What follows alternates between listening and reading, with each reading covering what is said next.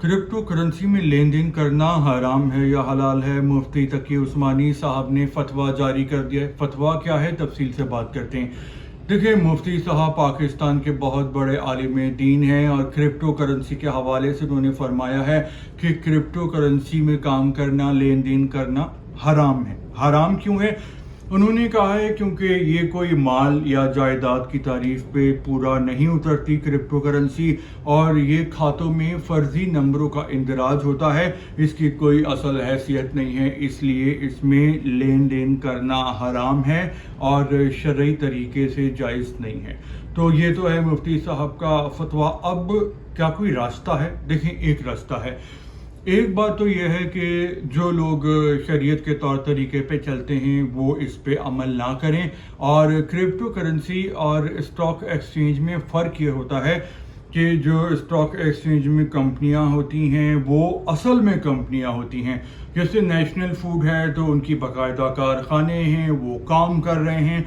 पाकिस्तान में, दुनिया में लोग उनकी चीज़ें इस्तेमाल करते हैं, जैसे एंग्रो वाले हो गए, जैसे कि इलेक्ट्रिक हो गया, जैसे एफएफसी हो गया, तो वो बाकायदा काम कर रहे हैं और लोग शेयर खरीद के कारोबार में शामिल होते हैं। तो मुनाफा भी हो सकता है और उसमें नुकसान भी हो सकता है।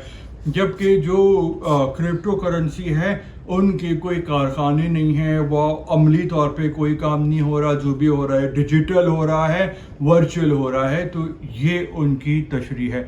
अब यहाँ पर एक और बात है कि भाई जो शरीयत को मानता है तो वो उस पर चले, और जिसने काम करना है तो वो करे, क्योंकि हर इंसान जो है वो अपने किए का, अपने अमल का खुद ही जिम्मेदार है और वो खुद ही भुगतता है। तो अगर हमें पसंद है तो करें, नहीं पसंद तो नहीं करें। हाँ, किसी और को उंगली करने की ज़रूरत नहीं है और किसी को इस मामले में मुसलमान या काफिर कहना अच्छी बात नहीं है।